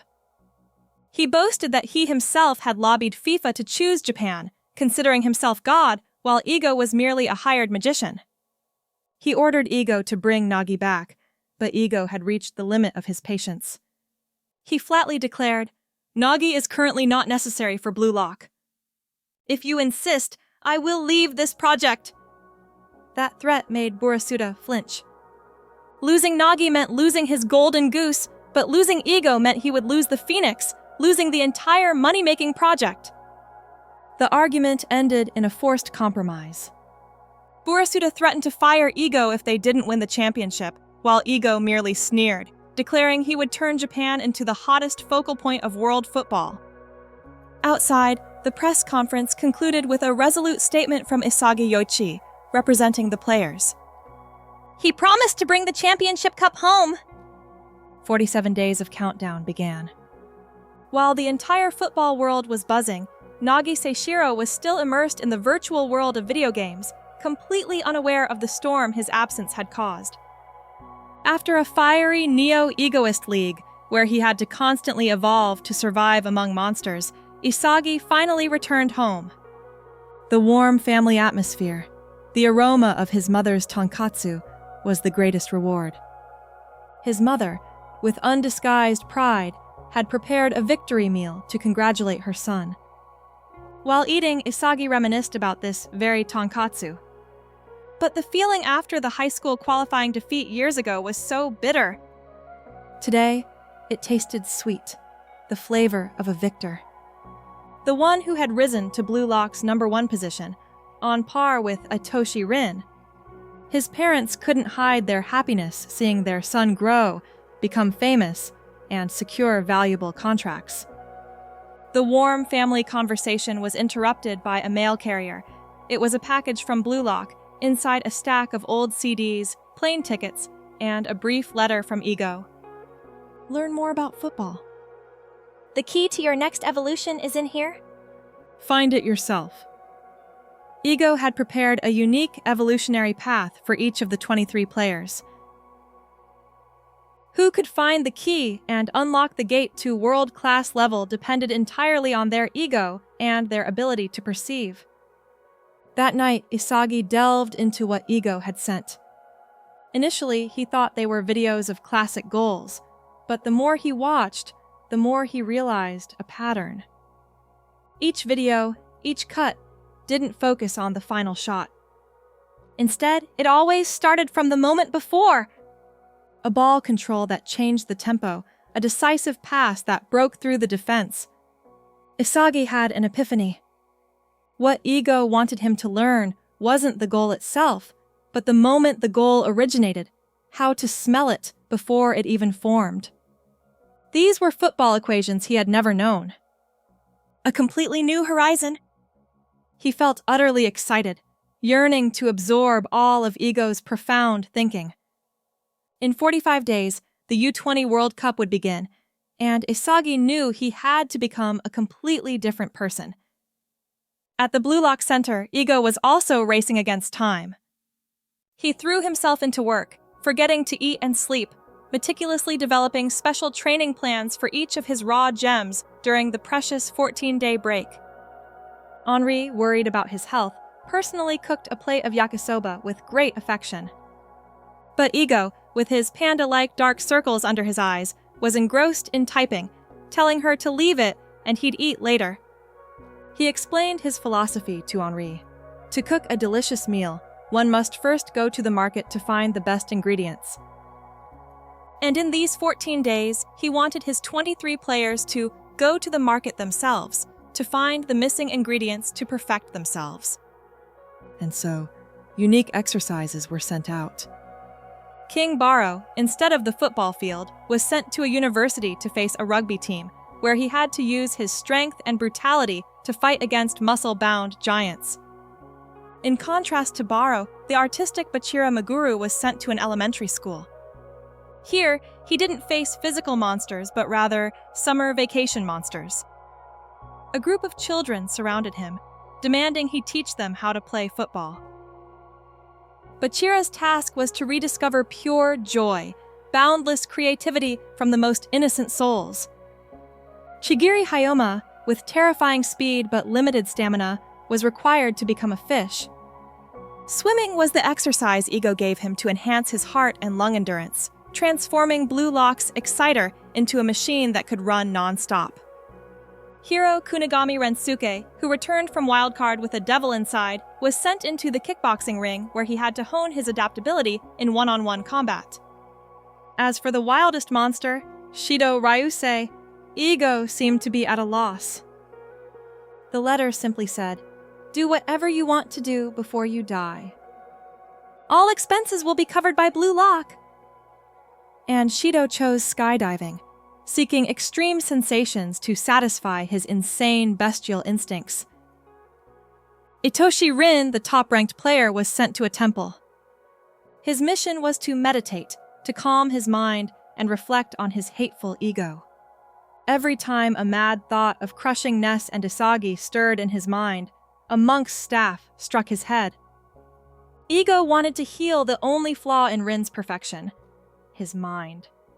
Elsewhere, in the luxurious training room of the Mikaji conglomerate, young Master Reo was pushing himself to exhaustion. Nagi's image and his words haunted his mind. Ego's letter arrived like a salvation. Ego called Rio Blue Lock's Special Forces and assigned him a seemingly impossible mission: within 14 days, perfectly copy the playing style of the other 22 players. That was Rio's only path to becoming number one. Despite his butler Bayer's concerns, Rio was determined. He would conquer this challenge to create a completely new version of Rio, ready to challenge the throne. Each person had their own training, from Hiyori, Nico, Gagamaru to Yukimiya, Raichi, Aiku. All were on their journey to find their own ingredients. Ego didn't want their striker instincts to be dulled by having to play in other positions. He wanted anyone to be able to shine when the opportunity arose. Amidst his hectic work, Ego still remembered to write a thank you note to Henri, telling her to rest. A common flame was burning within all of them, the flame of conquering the U20 World Cup. While his former teammates were diligently evolving, Nagi Seishiro was sinking into a swamp of despair. Eliminated from Blue Lock, his life suddenly became meaningless. Video games, once his joy, were now just a reminder of a dull reality. The feeling of being bothered had disappeared, but in its place was an extremely uncomfortable sense of regret. He realized this wasn't what he wanted. He remembered his days at Blue Lock, remembered the feeling of finding something interesting in his life for the first time. In despair, Nagi cycled to the Blue Lock headquarters with a faint hope that he would get another chance. He knocked on the door, pleading in vain. "Please, can someone let me in? Just let me play in Blue Lock one more time." But all he received was silence and the cold steel door. Not giving up, Nagi returned the next day with a tent and supplies, deciding to camp right outside. He juggled the ball, doing all sorts of tricks to get attention, but all in vain. Nagi's patience wore thin. He furiously kicked the ball at the door, yelling in frustration. That action finally yielded results, but not in the way he wanted. Henri, through the intercom system, coldly informed him that Nagi was trespassing and that if he continued, she would call the police. She emphasized that he and Blue Lock had parted ways. He was now an outsider. Those words were a fatal stab. Nagi collapsed. He realized how stupid and pathetic he had been to think he could whine his way back in. A sudden downpour fell as if crying for his shattered heart. He discovered that Rio had blocked all contact with him. The last connection had been severed. Nagi felt as if the whole world was moving forward, while he alone was stuck, lonely and lost. Time only stopped for him. He sobbed in the rain, and then, amidst the white downpour, a figure appeared. President Burasuta.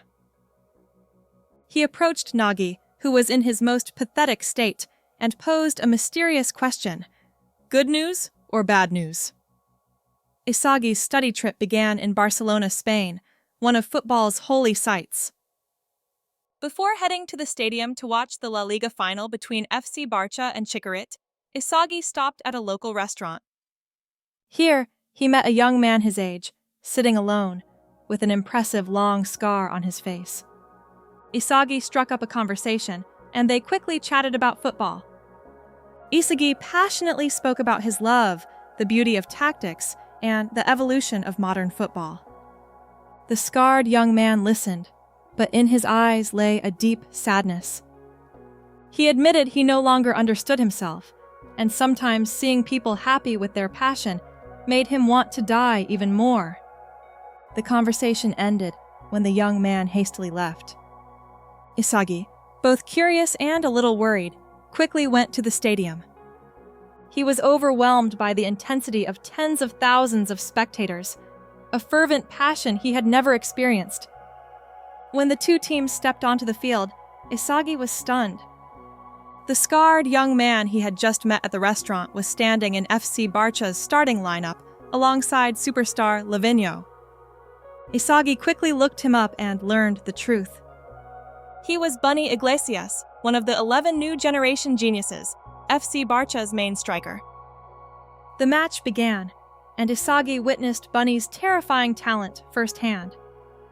From a pass by Lavinho, Bunny leaped to an unrealistic height, unleashing an unstoppable thunderous volley. The entire stadium erupted. Isagi was overwhelmed, realizing that this was one of the monsters he would have to face at the U20 World Cup. At the same time, elsewhere, Itoshi Sae was also watching the match.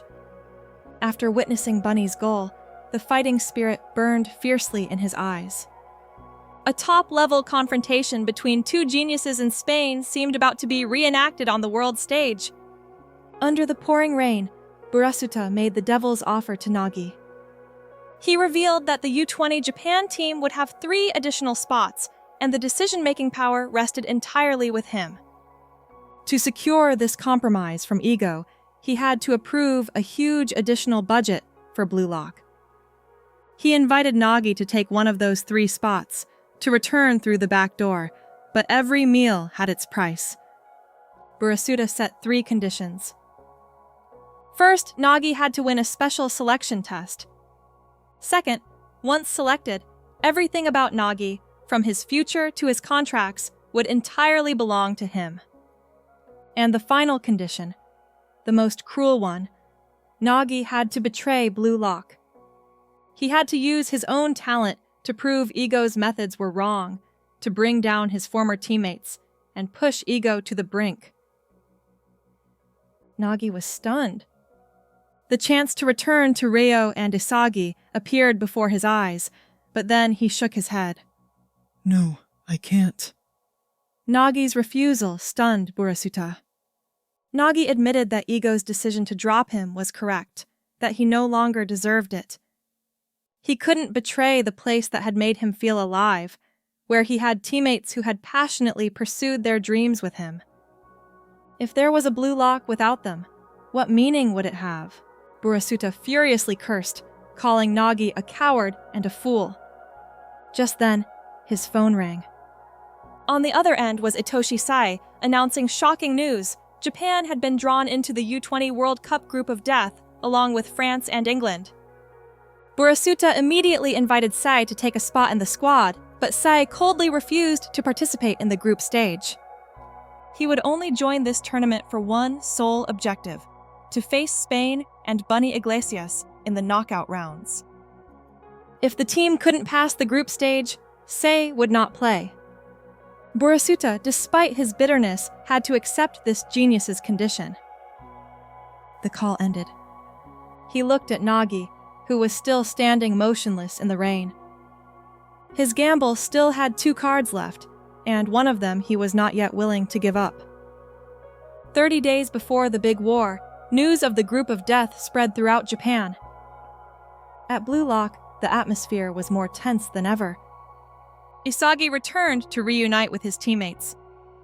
The brief reunion quickly gave way to Ego's speech. Standing among his raw gems, Ego declared, "Discard the past. You all have new weapons. Use me to make your dreams come true, just as I am using you to achieve mine." He officially announced the formidable opponents in the group stage: Nigeria, France, and England. The final training camp for the U20 World Cup officially began. While the fire in Blue Lock was burning fiercely, in a game arcade, Nagi was consumed by emptiness. The screen displayed victory, but he felt nothing. He wavered between 2 choices: accept the offer from Manchester City to become a professional player, or accept Burasuta's devilish deal to return alongside Reo and Isagi. He wondered if he loved football or Blue Lock, what his ego was searching for. Just then, a figure unexpectedly appeared: Igarashi Gurimu.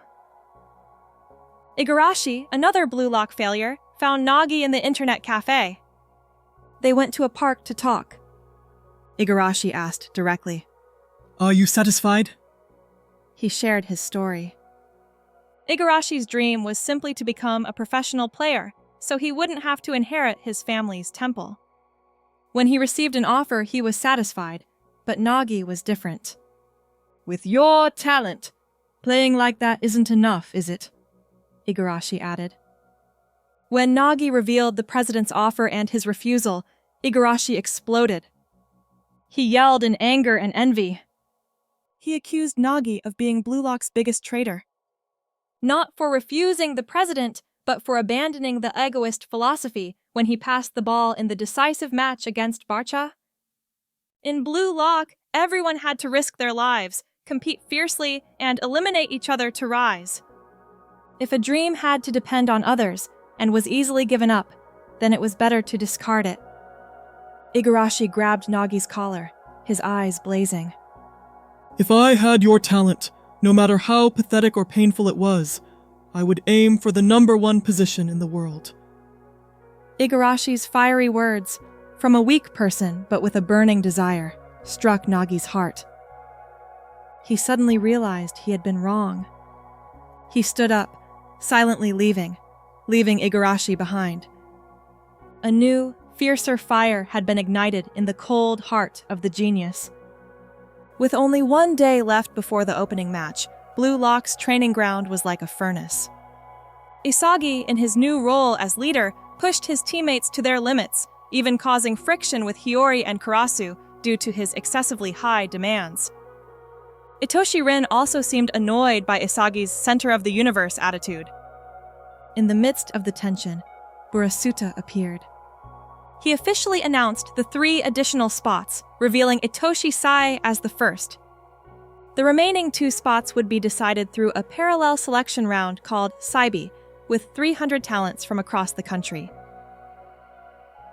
And the most shocking name on that list was Kira Ryosuke, Japan's football treasure, the first person Isagi eliminated from Blue Lock. The players were confused, but Ego quickly reassured them. He affirmed that it was merely a money-making scheme by the Federation, and he would exploit it to add necessary players like Sei.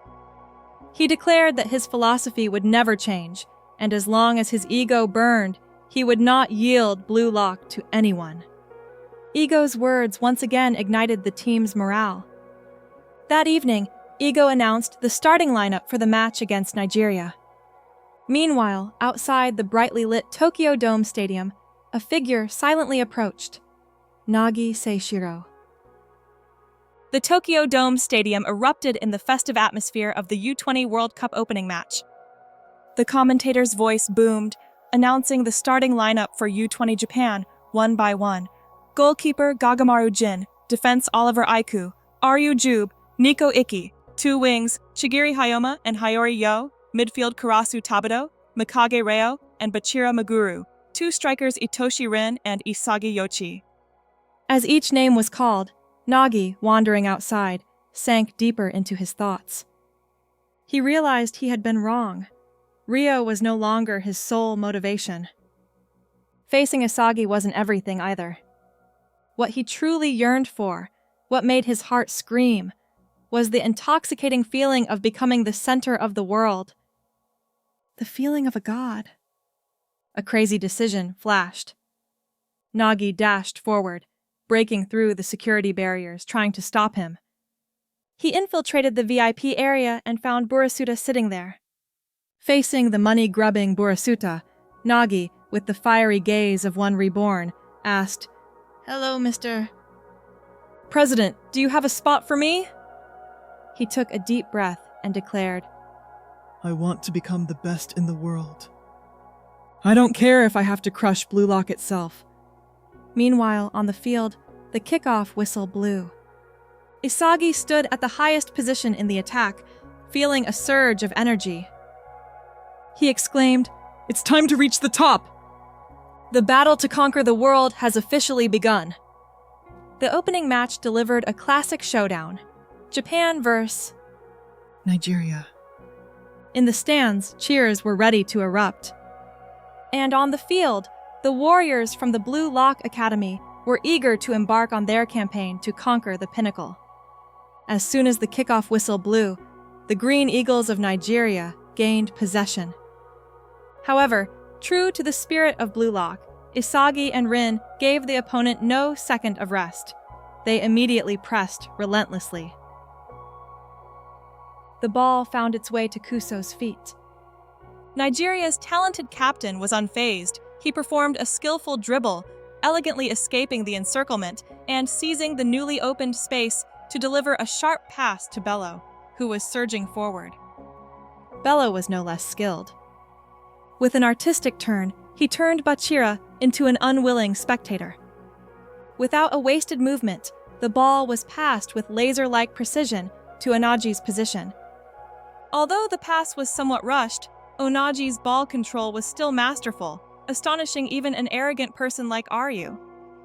Luckily for Japan, Aiku appeared in time to cover, but the joy was short-lived as Onagi quickly spotted a gap in the defense.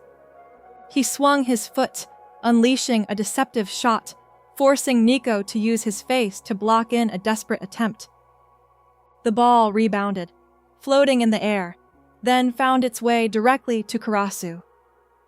Seizing the golden opportunity, Karasu didn't hesitate to deliver a long, over-the-top pass, initiating a lightning-fast and dangerous counterattack for Japan. Hiyori, the number 23 player, received the ball. With just a subtle push, he put Rin in a favorable position, and from that moment, Blue Lock's monster began his solo performance. Rin skillfully used his body to shield the ball, then unexpectedly spun gracefully, creating a wide open space in front of Nigeria's goal. Without hesitation, he drew an unimaginable trajectory with his magical feet, aiming directly for the top corner. It seemed a masterpiece had been created, but Onaji, in an extraordinary effort, leaped to block it right on the goal line, saving the Green Eagles from an almost certain goal. The aerial battle continued as the ball once again lingered in the air, and both teams charged into a merciless scramble. It was in that chaotic moment, from below, that Isagi Yoichi's eyes began to change. His supervision was activated, signaling that Blue Lock's ace was gradually shifting into a predatory state. Nigeria, with their innate physical advantage, was clearly dominating in second balls. Their playing style was very direct, using strength to get the ball to their main striker, Onagi, at all costs. However, U20 Japan were not novices. They quickly read this intention and began to press aggressively on the ball-carrying players, forcing Nigeria to make continuous mistakes. And the inevitable happened. Karasu once again won the ball, initiating a lightning-fast counterattack for the Blue Samurai Warriors. But this time, instead of looking for Hiyori, he made a bold decision.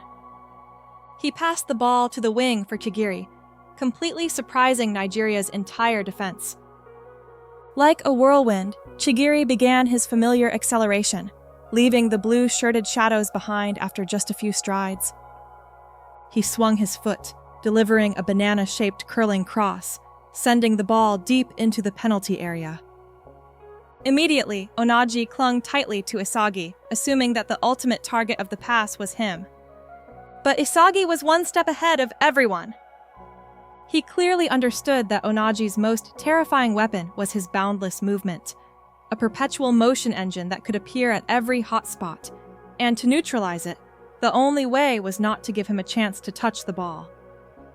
With his genius tactical mind combined with Karasu's and Ryo's regulatory abilities, Isagi was gradually leading Japan to neutralize a seemingly unstoppable playing style. Then, the decisive moment arrived. Isagi did receive Chigiri's cross, but instead of taking a shot, he executed a surprisingly subtle layoff for Bachira, who was surging from the second line. Nigeria's entire defense was in disarray. The moment Bachira touched the ball, both Rin and Isagi simultaneously surged into the penalty area, throwing the opponent's defensive system into utter chaos. They had to mark players and predict who Japan's number 8 would pass to. But Bachira tore through every script. He decided to create a historical moment himself, performing a freestyle dribble with improvised flair, bypassing both monsters from his own team, then unleashing a decisive shot. The ball smashed directly into the net, opening the scoring for Japan, to the opponent's utter astonishment. While Nigeria's defense had not yet recovered, Isagi rushed to high-five his best friend, a radiant smile on his face. Clearly, Blue Lock was showcasing an explosive brand of football revolving around Isagi Yoichi as the nucleus. And they were proving to the world that they were an extremely formidable contender in this year's tournament. The stands seemed ready to explode. But to achieve this moment of genius, Bachira had to learn a bitter lesson from ego. Rewind 44 days. He received a seemingly simple task, teaching a group of elementary school kids to play football. Bachira happily demonstrated his elegant juggling skills, but what was instinctual for him became an unimaginable challenge for the children. From that experience, Bachira realized a harsh truth. Instinct alone wasn't enough. To convey it to others, he had to transform his skills into concrete language, into theory. This coincided with what Ego had written in his letter. "Learn by teaching, and you will understand yourself." The moment the children learned to juggle the ball was when Bachira had an epiphany. He realized that until then, he had played football purely by instinct, and more importantly, he had defined his core talent. It wasn't passing, shooting, or control, but dribbling. Ego's lesson reached his innermost self, reawakening his primal joy for the ball, and the result was the brilliant goal against Nigeria. A resounding affirmation of Bachira's unique brand. The intensity of the match did not diminish. Onagi, though greatly impressed by Bachira's goal, saw his fighting spirit not wane but surge even stronger. He and his teammates resolved to find an equalizer. Maestro Kuso immediately devised a new strategy: deny Isagi the ball, and all attacks must go through Onagi. The responsibility of marking Nigeria's main striker was given to Ryu, who was extremely confident in the jujutsu skills he had recently acquired. His technique was called Unfolding the Realm of Jujutsu. This technique allowed Ryu to read every minute movement in his opponent's body and eyes, thereby predicting their actions. Thanks to his realm, Ryu shadowed Onagi like a ghost, forcing the striker to pass back to Kuso. But Nico was waiting, with his hardened physique forged through days of frantic weight training. Nico locked down Kuso, rendering the opposing midfielder completely helpless. He not only won the ball but also transformed himself into a mobile fortress, possessing both brains and brawn. As soon as Nico neutralized Kuso, Isagi immediately moved, drawing an opposing defender, and opened up a deadly space to pass the ball to Reo. And then Reo activated his supreme copy mode, perfectly replicating Bachira's skills. He dribbled straight into Nigeria's defense. This time there was not just one, but two Bachiras, one real, one copy, simultaneously charging towards the goal. Nigeria's entire defensive system froze. One super dribbling number 8 was enough to breach their net. Now Japan had two such monsters playing side by side. Nigeria's defense was completely bewildered, facing a newly emerged attacking duo, Ryo Mikage and Bachira Meguru. Ryo, the chameleon, had perfectly copied Bachira's playing style, turning both of them into a pair of industrious bees stirring up the field. They constantly played rapid 1-2 passes with astonishing technique and coordination, easily penetrating the opponent's midfield. Bachira was incredibly excited. It seemed this was the first time he had found a partner who could create such an explosive chemical reaction, willing to step back and be the backdrop for Ryo's performance. Nigeria's captain Kuso helplessly watched the two Japanese players dance with the ball. The data they had collected contained no information about a Ryo this versatile and transformative. That surprise cost them. The Bachira-Ryo duo freely combined, drawing both Isagi and Rin high up the field, creating countless attacking options that gave Kuso a headache. He couldn't predict what Blue Lock would do next. A solo individual effort, a pass to their ace, or another unpredictable combination. Just as Nigeria's defense was still confused, Ryo unexpectedly changed. He was no longer a diligent bee, but transformed into the Red Panther, Chigiri Hayoma. As he approached the 16-meter area, Ryo pushed the ball forward to the golden penalty box zone at a 44-degree angle.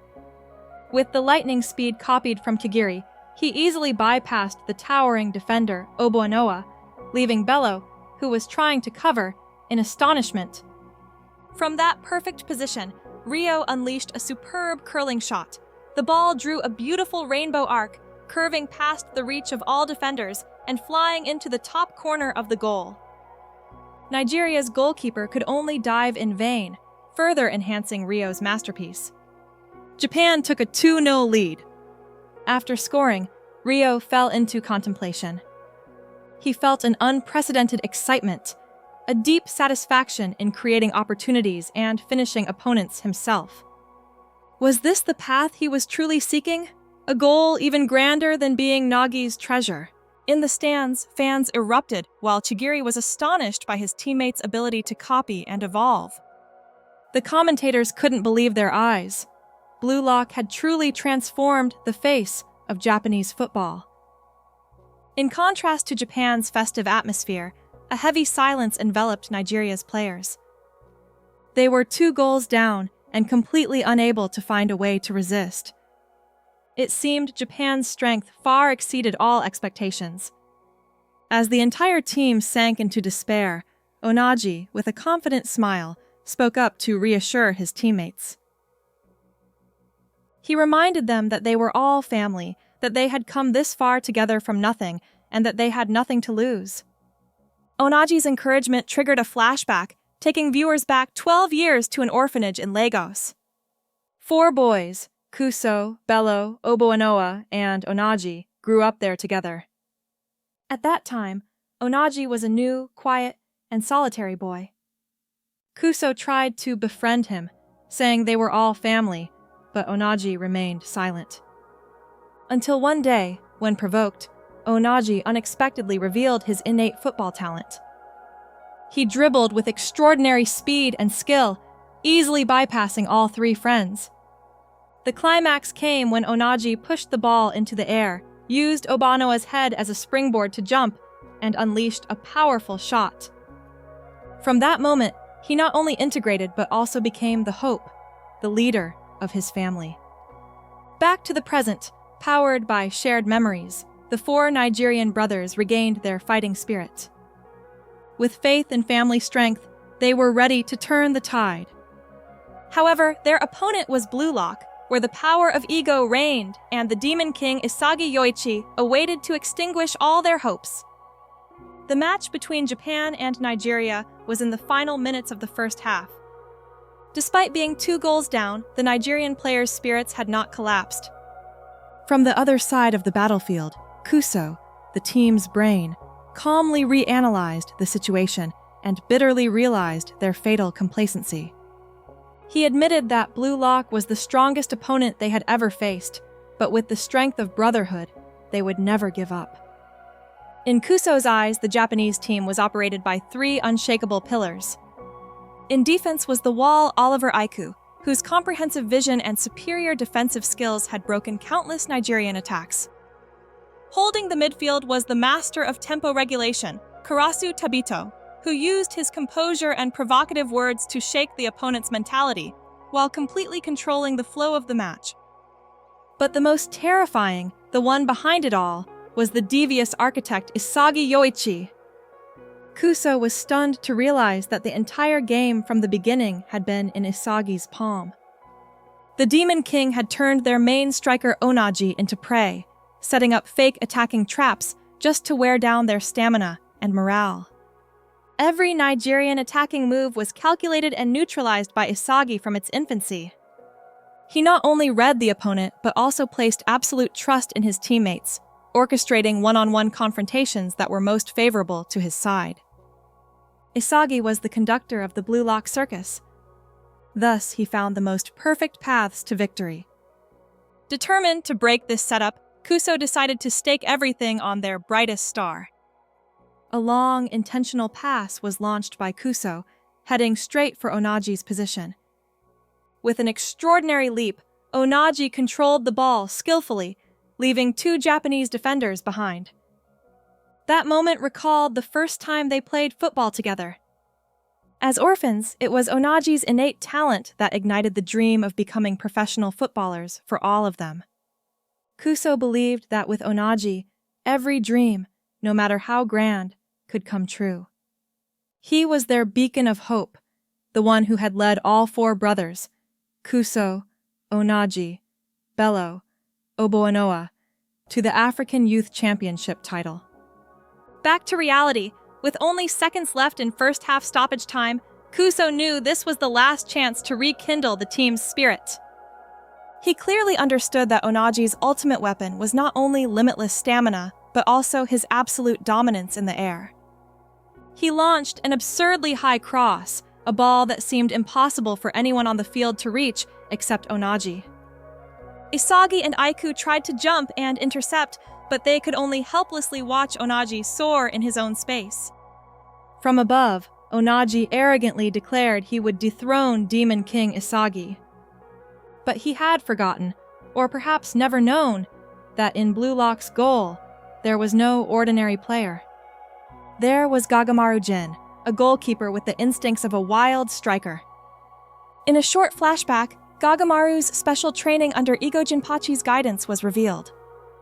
To hone Gagamaru's extraordinary reflexes, Igo had him practice catching cannonballs fired from an accelerator. The goal of this rigorous exercise was to refine his primal reflexes so his body would act before his brain could think. And now, the results of that training were evident. Onaji unleashed a full power shot, the ball heading directly for the top corner, carrying all of Nigeria's hopes. But before Gagamaru's eyes, time seemed to stand still. The lightning-fast ball suddenly became as slow as the cannonballs he used to train with.